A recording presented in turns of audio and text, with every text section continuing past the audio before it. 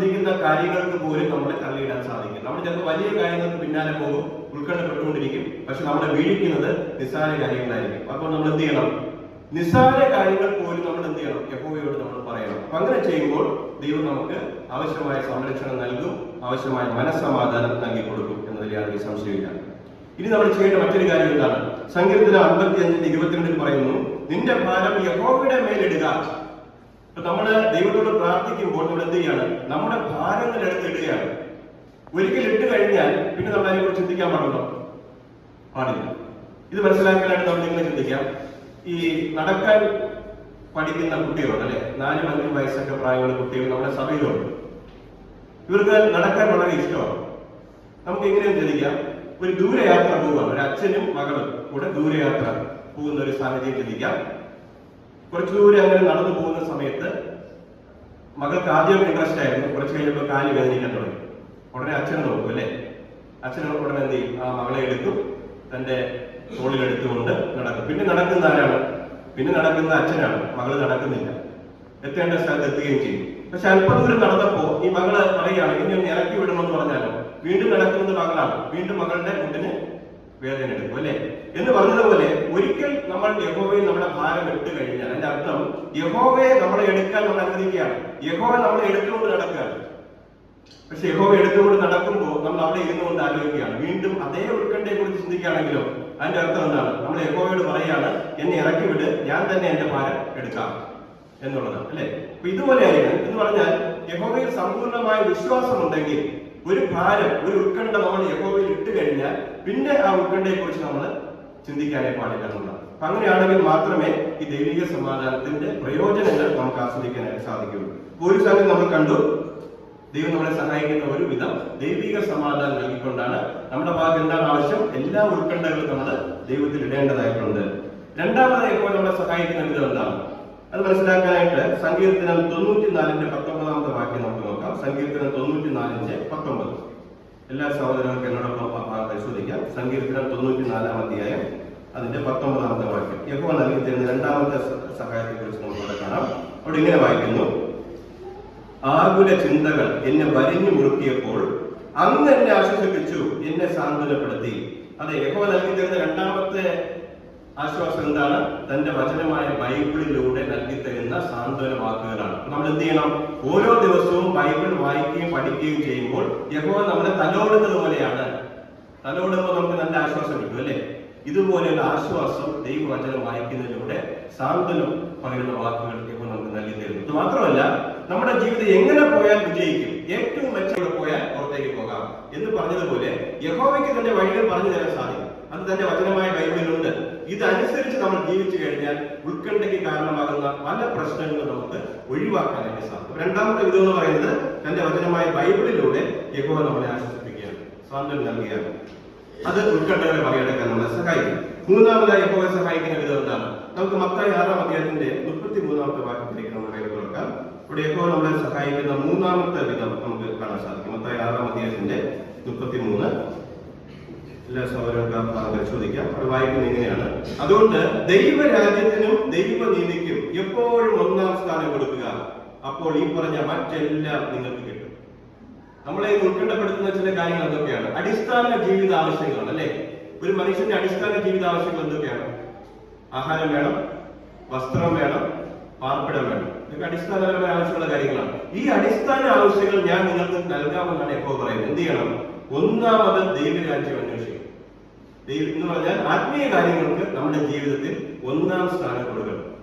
സൗരങ്ങളെ, ആത്മീയ കാര്യങ്ങൾക്ക് നമ്മുടെ ജീവിതത്തിൽ 1-ാം സ്ഥാനം കൊടുത്താൽ നമ്മുടെ അടിസ്ഥാന ഭൗതിക ആവശ്യങ്ങൾ നടക്കും. ദൈവത്തിന് നിവർത്തിച്ചു തരാൻ സാധിക്കും. എന്തോ നടക്കുന്ന കാര്യത്തിൽ യാതൊരു സംശയമില്ല. ഇവിടെ ഇരിക്കുന്ന പല സഹോദരങ്ങളോടും ചോദിച്ചാൽ മതി, അവരുടെ ജീവിതത്തിൽ 1-ാമത് ദൈവരാജ്യം അന്വേഷിച്ചതുകൊണ്ട് അവരുടെ അടിസ്ഥാന ഭൗതിക ആവശ്യങ്ങൾ നടന്നുകൊണ്ടിരിക്കുകയാണ്. ലോകവ്യാപക സഹോദര കുടുംബത്തിൽ നമ്മൾ നോക്കുകയാണെങ്കിൽ അങ്ങനെയുള്ള ധാരാളം അനുഭവങ്ങൾ നമ്മൾ വായിച്ചിട്ടുണ്ട്. ഉദാഹരണത്തിന് ഫ്രാൻസിൽ ജീവിക്കുന്ന ജാക്കി സഹോദരന്റെ അനുഭവം. അദ്ദേഹത്തിന്റെ പേര് ജാക്കി എന്നാണ്. അദ്ദേഹത്തിന് ഒരു ജോലിയുണ്ട്, മീൻപിടുത്തമാണ്, ഫിഷിംഗ് ആണ്.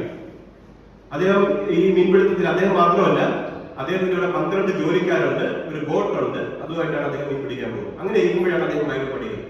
ബൈബിൾ പഠിക്കുന്ന സമയത്ത് അവിടെ യഹോവയുടെ സാക്ഷികളുടെ ഒരു ഡിസ്ട്രിക്ട് കൺവെൻഷൻ നടക്കാൻ, 3 ദിവസത്തെ കൺവെൻഷൻ നടക്കാൻ. അപ്പൊ ജാക്കിക്ക് ഒരു തീരുമാനം എടുക്കണം.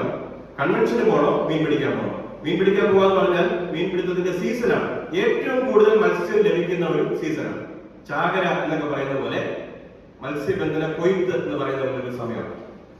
ഇപ്പൊ ജാക്കിക്ക് ഒരു തീരുമാനം എടുക്കണം, മീൻ പിടിക്കാൻ പോകണോ അതോ കൺവെൻഷന് പോകണോ? കൺവെൻഷന് പോകാൻ നാട്ടുകാരെന്ന് പറയും വിവരമില്ലാത്തയാണ്, മണ്ടൻ അല്ലെ? ഇത്രയും നല്ല കൊയ്ത്ത് കിട്ടുന്ന ഒരു ചാൻസ്, ചാകരയായിട്ട് മീൻ കിട്ടുന്ന ഒരു ചാൻസ് അയാൾ നഷ്ടപ്പെടുത്തി എന്ന് പറയും അല്ലെ? പക്ഷെ അദ്ദേഹം എന്തെന്ന് അറിയാമോ? അദ്ദേഹം തീരുമാനം എടുത്തു. തന്റെ ഭാര്യയും 2 മക്കളെയും കൂട്ടി അദ്ദേഹം യഹോവയുടെ സാക്ഷികളുടെ 3 ദിവസത്തെ ഡിസ്ട്രിക്ട് കൺവെൻഷന് പോയിട്ട് തിരിച്ചു വന്നു. വല്ലതും കിട്ടിയോ പ്രാവശ്യം? വീണ്ടും അദ്ദേഹം എന്ത് ചെയ്തു? തന്റെ ബോട്ടുമായിട്ട് മീൻ പിടിക്കാൻ പോയി. വല്ലതും കിട്ടിയോ? കിട്ടി. സാധാരണ ആ പ്രദേശത്ത് മത്സ്യബന്ധനം ചെയ്താൽ മാക്സിമം കിട്ടുന്നത് 650 പൗണ്ട് മത്സ്യമാണ്. പക്ഷെ ഇപ്രാവശ്യം അദ്ദേഹം പോയപ്പോൾ അദ്ദേഹത്തിന് കിട്ടിയത് സാധാരണ കിട്ടാറുള്ള മത്സ്യത്തിന്റെ 5 ഇരട്ടി വിലയുള്ള 1 ടൺ മത്സ്യമാണ് കിട്ടിയത്. അതുവരെ അങ്ങനെ ആ പ്രദേശത്ത് ഉണ്ടായിട്ടേ ഇല്ല. സൗരങ്ങൾ എത്ര പ്രോത്സാഹനം നൽകുന്ന അനുഭവം അല്ലെ? അദ്ദേഹം ജീവിതത്തിൽ നമുക്ക് നമ്മുടെ ജീവിതത്തില് ആത്മീയ കാര്യങ്ങൾക്ക് 1-ാം സ്ഥാനം കൊടുക്കാം. അങ്ങനെ കൊടുക്കുന്ന വ്യക്തികൾക്ക് എന്ത് ഒഴിവാക്കാൻ സാധിക്കും? നമുക്ക് മത്തായി 6-ാം അധ്യായത്തിന്റെ 34-ാമത്തെ വാക്യത്തിലേക്ക് വരുമ്പോൾ മറ്റൊരു ബുദ്ധിപദേശം നമുക്ക് അവിടെ കാണാം. ഒന്നാമത് നമ്മൾ ആത്മീയ കാര്യങ്ങൾക്ക് നമ്മൾ സ്ഥാനം കൊടുക്കുന്നു. ഇപ്പൊ യഹോവ നമ്മുടെ ഭൗതിക ആവശ്യങ്ങൾ നടത്തി തരുന്നു. അങ്ങനെയാണെങ്കിൽ നമ്മൾ ചെയ്യേണ്ട ഒരു സംഗതിയെ കുറിച്ച് അവിടെ പറയുന്നു. മത്തായി 6-ാം അധ്യായത്തിന്റെ 34 അവിടെ ഇങ്ങനെ വായിക്കുന്നു: അതുകൊണ്ട് അടുത്ത ദിവസത്തെ ഓർത്ത് ഒരിക്കലും ഉത്കണ്ഠപ്പെടരുത്. ആ ദിവസത്തിന് അതിൻ്റെതായ ഉത്കണ്ഠ ഉണ്ടായിരിക്കുമല്ലോ. ഓരോ ദിവസത്തിനും അന്നത്തെ ബുദ്ധിമുട്ടുകൾ തന്നെ ധാരാളം.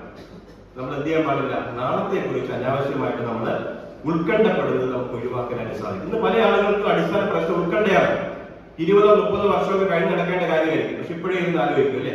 ഭാവി എന്തായിത്തീരും, എന്റെ മക്കളുടെ ഭാവി എന്താവും, ഇനി മക്കളുടെ ഭാവി എന്തായിത്തീരും എന്ന് പോലും ആലോചിച്ച് ഉത്കണ്ഠപ്പെടുന്ന ആളുകളെ നമ്മൾ കാണും അല്ലെ? ഈ പഴമക്കാരൊക്കെ പറയുന്ന ഒരു ചൊല്ലുണ്ടല്ലേ, ഒരു പഴഞ്ചൊല്ലുണ്ട്: അക്കരെ നിൽക്കുന്ന പട്ടിയുടെ തുടൽ പൊട്ടുകയും ഫ്രണ്ടിലൂടെ ഒഴുകുന്ന നദി വറ്റിപ്പോവുകയും ചെയ്താൽ എന്റെ അവസ്ഥ എന്തായിത്തീരും എന്ന് വിചാരിച്ച് ഓടി രക്ഷപ്പെടുന്ന ഒരു വ്യക്തി. കാര്യം മനസ്സിലായില്ലേ? പട്ടി കിടക്കുന്നത് നദിയുടെ അക്കരെ കൂടിനകത്താണ് കിടക്കുന്നത്. ഈ വ്യക്തി ചിന്തിക്കുകയാണ്, ഇനി ആ കൂടെങ്ങാനും പൊട്ടിച്ച് പട്ടി പുറത്ത് വന്ന് കഴുത്തില് തുടലുണ്ട്, അതും കൂടെ പൊട്ടിപ്പോയാൽ, ഈ നദിയും കൂടെ വറ്റിപ്പോയാൽ എന്റെ അവസ്ഥ എന്തായിത്തീരും ദൈവമേ എന്ന് വിചാരിച്ച് ഉത്കണ്ഠപ്പെടുന്ന ഒരു വ്യക്തി. ഇതുപോലെയുള്ള ആളുകളാണെന്ന് പല ആളുകളും അല്ലെ? അനാവശ്യമായ ഉത്കണ്ഠകൾ. ഇങ്ങനെ ഉത്കണ്ഠപ്പെടുന്നതുകൊണ്ട് പല പ്രയോജനമുണ്ടോ? പല അസുഖങ്ങൾക്കും കാരണമാകുന്നു. നമുക്കറിയാം, ഹൃദ്രോഗം, സ്ട്രോക്ക്, ഡയബറ്റീസ് വരാനുള്ള അടിസ്ഥാന കാരണം പോലും എന്താണ്? ഉത്കണ്ഠ, ടെൻഷൻ. അല്ലാതെ നമ്മൾ വിചാരിക്കും പഞ്ചസാര അധികം കഴിച്ചുകൊണ്ട് ഡയബറ്റീസ് വന്നത്. മാത്രമല്ല, ഉത്കണ്ഠ, ടെൻഷൻ, സ്ട്രെസ് ഇതുപോലുള്ള കാര്യങ്ങൾക്ക് പല അസുഖങ്ങൾ വരുത്തി വെക്കാൻ സാധിക്കും. അതുകൊണ്ട് വല്ല ആവശ്യമുണ്ടോ? ഉത്കണ്ഠപ്പെടുന്ന കാര്യങ്ങളെ കുറിച്ച് നമ്മൾ ചിന്തിക്കാതിരിക്കുക. അനാവശ്യമായ നാളത്തെ കുറിച്ച് നമ്മൾ എന്ത് ചെയ്യാതിരിക്കുക? വറി ചെയ്യാതിരിക്കുക എന്നുള്ളതാണ് നമ്മൾ ചെയ്യേണ്ട സംഗതി. എന്താണ്? ദൈനംദിന കാര്യങ്ങളെ കുറിച്ച് മാത്രം ചിന്തിക്കുക. ഉത്കണ്ഠപ്പെടുന്ന കാര്യങ്ങളെ കുറിച്ച് മാത്രം ചിന്തിക്കുക. നമ്മൾ ഈ ടവറിലൊക്കെ കയറുന്ന ആൾക്കാരെ കണ്ടിട്ടുണ്ട് അല്ലെ? മൊബൈൽ ടവർ, എയർടെൽ, ഐഡിയ പോലുള്ള വലിയ കൂറ്റൻ ടവറിലൊക്കെ വലിഞ്ഞു കയറുന്ന ജീവനക്കാരുണ്ട്. അവർ കയറുന്നത് നിങ്ങൾ കണ്ടിട്ടുണ്ടോ? വലിയൊരു ഏണി ഉണ്ടായിരുന്നു. അവരതില് ഓരോ പിടിയും പിടിച്ചായിരിക്കും അവർ കയറുന്നത് അല്ലെ? നിങ്ങൾ ശ്രദ്ധിച്ചിട്ടുണ്ടോ? അവർ മുകളിലോട്ട് നോക്കിയിട്ടല്ല കയറുന്നത്. മുകളിലോട്ട് നോക്കി കയറിയ എന്തെങ്കിലും പ്രശ്നമുണ്ടോ? ഓ, ഇത്ര ദൂരം കയറണമല്ലോ എന്നൊരു ചിന്ത വരും. ചില മുകളിലോട്ട് നോക്കി കയറുമ്പോൾ കൈ വിട്ടു പോകാനും സാധ്യതയുണ്ട്. താഴേക്ക് നോക്കി കയറിയാൽ കുഴപ്പമുണ്ടോ? കുറച്ച് കയറുന്നതോറും താഴെ നോക്കുമ്പോൾ തല കറങ്ങി താഴെ വീഴാനും സാധ്യതയുണ്ട് അല്ലെ? അപ്പൊ അവരെന്ത് ചെയ്യും? അവർ ഓരോ പിടിയിൽ മാത്രം, കൈയിലായിരിക്കും നോക്കുന്നു, ആ പിടിയിൽ മാത്രം പിടിച്ചു കയറും അല്ലെ? എന്ന് പറഞ്ഞതുപോലെ ഓരോ ദിവസത്തെയും ജീവിത ഉത്കണ്ഠകളെ കുറിച്ച് മാത്രം നമ്മൾ ചിന്തിച്ചാൽ മതി. നമ്മൾ എന്ത് ചെയ്യേണ്ട ആവശ്യമില്ല? നാളത്തെ കുറിച്ച് നമ്മൾ ചിന്തിക്കേണ്ട ആവശ്യമില്ല. അതാണ് യേശു ക്രിസ്തു പറഞ്ഞത്, നാളത്തെ ദിവസത്തിന് വേറെ ഉത്കണ്ഠകളുണ്ട്, അതുകൊണ്ട് നമ്മൾ ഇന്നത്തെ കാര്യം ചിന്തിച്ചാൽ മതി. അപ്പൊ അങ്ങനെ നമ്മൾ ചെയ്യുമ്പോൾ പല പ്രശ്നങ്ങളും, പല ടെൻഷനും ഉത്കണ്ഠകളും ഒക്കെ നമുക്ക് ഒഴിവാക്കാൻ സാധിക്കും. നമുക്ക് അതിൽ നിന്ന് കരകയറാൻ കഴിയും. നിങ്ങൾക്ക് ക്യാൻസർ ആണെന്ന് നിങ്ങൾ ചിന്തിക്കരുത്. ക്യാൻസർ പേഷ്യന്റ് അല്ല സാധാരണ ജീവിതം നയിക്കുക. ചിന്തിക്കുന്നതോറും എത്ര വേഗത്തിൽ ആ വ്യക്തിക്ക് മരണത്തിലേക്ക് എത്തിച്ചേരാൻ സാധിക്കും. അപ്പൊ അതുകൊണ്ട് നമ്മൾ എന്ത് ഒഴിവാക്കുക? ജീവിത ഉത്കണ്ഠകൾ. 17-ാം അധ്യായത്തിന്റെ 17-ാം വാക്യം നോക്കാം. സുഭാഷിതങ്ങൾ 17-ാം അധ്യായത്തിന്റെ 17-ാമത്തെ വാക്യം. അവിടെ യഹോവ നൽകി തരുന്ന 4-ാമത്തെ സഹായം കാണുന്നു. ഇവിടെ വായിക്കുന്നത് ഇങ്ങനെയാണ്: യഥാർത്ഥ സ്നേഹിതൻ എല്ലാ കാലത്തും സ്നേഹിക്കുന്നു, കഷ്ടതയുടെ സമയത്ത് അവനൊരു കൂടപ്പിറപ്പായി ചേരുന്നു. അപ്പൊ യഥാർത്ഥ സ്നേഹിതൻ നമുക്കൊരു ആശ്വാസമാണ് അല്ലെ? ഈ യഥാർത്ഥ സ്നേഹിതൻ നമുക്ക് എവിടെ കിട്ടും? സഭയിലേക്ക് വരുമ്പോൾ നമുക്ക് കണ്ടെത്താൻ കഴിയും. നമ്മുടെ അടുത്തൊക്കെ ഉണ്ട്. അപ്പൊ നമുക്ക് എന്ത് ചെയ്യാം? നമ്മുടെ സഭയിലുള്ള നമ്മുടെ സഹോദരങ്ങളുമായിട്ട് ഒരു അടുത്ത ബന്ധത്തിലേക്ക് വരാം. മീറ്റിംഗ് കഴിഞ്ഞ ഉടനെ വിട്ടുപോകാതെ നമുക്ക് എന്ത് ചെയ്യാം? അല്പസമയം സഹോദരങ്ങളുമായിട്ടൊക്കെ സംസാരിക്കാം. അവരിൽ ചിലരെ നമ്മുടെ ഉറ്റ സുഹൃത്തുക്കളാക്കാം. അപ്പൊ നമ്മുടെ വിഷമങ്ങളും പ്രയാസങ്ങളൊക്കെ വരുമ്പോൾ നമുക്ക് അവരുമായിട്ട് പങ്കുവയ്ക്കാൻ സാധിക്കും അല്ലെ? ഇനി നമ്മുടെ വിഷമങ്ങൾ മാത്രം പറഞ്ഞുകൊണ്ട് കാര്യമില്ല, അവരുടെ വിഷമങ്ങളും കൂടെ നമ്മൾ കേൾക്കേണ്ടതായിട്ടുണ്ട്. പലപ്പോഴും ആളുകൾ നമ്മുടെ പ്രയാസങ്ങൾ മാത്രമേ പറയുള്ളൂ അല്ലെ, മറ്റുള്ളവർ ഇതിനേക്കാൾ അപ്പുറം ഉൾക്കൊണ്ടപ്പെടുന്നുണ്ട്. അത് കേൾക്കുക. അത് കേൾക്കുന്നതുകൊണ്ട് നമുക്ക് എന്തെങ്കിലും ആശ്വാസം കിട്ടുമെന്ന കാര്യത്തിൽ യാതൊരു സംശയമില്ല. അത് മനസ്സിലാക്കാൻ നമ്മളെ സഹായിക്കുന്ന, എന്നെ സഹായിച്ച ഒരു ഉദാഹരണം ഞാൻ പറയാം. ഒരു യഥാർത്ഥ അനുഭവമാണ്. നമ്മുടെ സഭയിൽ തന്നെ വന്ന ഒരു വ്യക്തിയാണ്. അദ്ദേഹം നമ്മളോടൊപ്പം ബൈബിൾ പഠിച്ചുകൊണ്ടിരിക്കുന്ന വ്യക്തിയാണ്. അദ്ദേഹത്തിന്റെ പേര് തങ്കച്ചൻ എന്നാണ്. അദ്ദേഹത്തിന്റെ വീട് പാലിയോടാണ്. ഒരു പ്രാവശ്യം ഒരു മീറ്റിംഗിന് വന്നിട്ടുണ്ട്. പല സഹോദരങ്ങളും അദ്ദേഹത്തെ കണ്ടിട്ടുണ്ട്. അദ്ദേഹത്തിന്റെ ഭാര്യ ലീല കഴിഞ്ഞ 1.5 മാസമായിട്ട് തിരുവനന്തപുരം മെഡിക്കൽ കോളേജ് ആശുപത്രിയില് അബോധാവസ്ഥയിലാണ്, ഓർമ്മയില്ല. അദ്ദേഹത്തെ സംബന്ധിച്ച് അദ്ദേഹത്തിന്റെ കുടുംബ പ്രശ്നങ്ങളുണ്ട്, ആരോഗ്യ പ്രശ്നങ്ങളുണ്ട്, സാമ്പത്തിക പ്രശ്നങ്ങളുണ്ട്. ഒരാൾ എപ്പോഴും കൂടെ ഉണ്ടായിരിക്കണം. ഈ പേഷ്യന്റിന്റെ കൂടെ മരുന്നെടുത്ത് കൊടുക്കാൻ, ട്യൂബിലൂടെയാണ് ആഹാരം കൊടുക്കുന്നത്, അതിനൊരാൾ വേണം. വളരെ ബുദ്ധിമുട്ടാണ്. അതുകൊണ്ട് അതിന് ജോലിക്ക് പോകാൻ സാധിക്കുന്നില്ല. ജോലിക്ക് പോകാൻ കഴിയാത്തത് കൊണ്ട് സാമ്പത്തിക ബുദ്ധിമുട്ടുണ്ട്. ഇങ്ങനെ എല്ലാം കൊണ്ട് വരഞ്ഞു മുടങ്ങിയ ഒരു മനുഷ്യൻ. അദ്ദേഹത്തെ കാണുമ്പോൾ പക്ഷെ അദ്ദേഹം പുഞ്ചിരിച്ചുകൊണ്ടാണ് സംസാരിക്കുന്നത്. ഞാൻ ഒരിക്കൽ ഫോൺ വിളിച്ച് ചോദിച്ചു, ഇപ്പൊ എങ്ങനെയുണ്ട്, ടെൻഷനാണോ? അപ്പൊ അദ്ദേഹം പറഞ്ഞു, എനിക്കൊരു ടെൻഷനും ഇല്ല. ഞാൻ പറഞ്ഞു, ഇത്രയും വലിയ ജീവിത പ്രശ്നമുള്ള വ്യക്തിക്ക് ഒരു ടെൻഷനും ഇല്ല, എന്താ കാരണം? അപ്പൊ അദ്ദേഹം എന്നോട് പറഞ്ഞൊരു കാര്യം, ഇദ്ദേഹത്തിന്റെ ഭാര്യ കിടക്കുന്ന ബെഡിന് തൊട്ടരികില് ഒരു വലിയൊരു വാർഡാണ്. 100 കണക്കിന് രോഗികളാണ് ഓരോ ദിവസവും വന്നു പോയിക്കൊണ്ടിരിക്കുന്നത്. അതിൽ പലരും ഗുരുതര ആരോഗ്യ പ്രശ്നങ്ങളുള്ളവരാണ്. ചില ആളുകളൊക്കെ ഇദ്ദേഹത്തിന്റെ കൺമുന്നിൽ മരിച്ചു വീഴുകയാണ്. ചെറുപ്പക്കാർ അറ്റാക്ക് വന്ന് മരിക്കുന്നു, കൺമുന്നിൽ മരിച്ചു വീഴും. അദ്ദേഹം കാണുന്നു. ഇദ്ദേഹത്തിന്റെ ഭാര്യ കിടക്കുന്ന ബെഡിന് തൊട്ടടുത്ത് കിടക്കുന്ന ബെഡ്. അദ്ദേഹം ഏറ്റവും കൂടുതൽ വേദനിപ്പിച്ച ഒരു കാഴ്ചയാണ്, 30 വയസ്സ് മാത്രം പ്രായമുള്ള ഒരു യുവതിക്ക് ക്യാൻസർ ആണ്. എന്നാലോചിച്ച് നോക്കാം.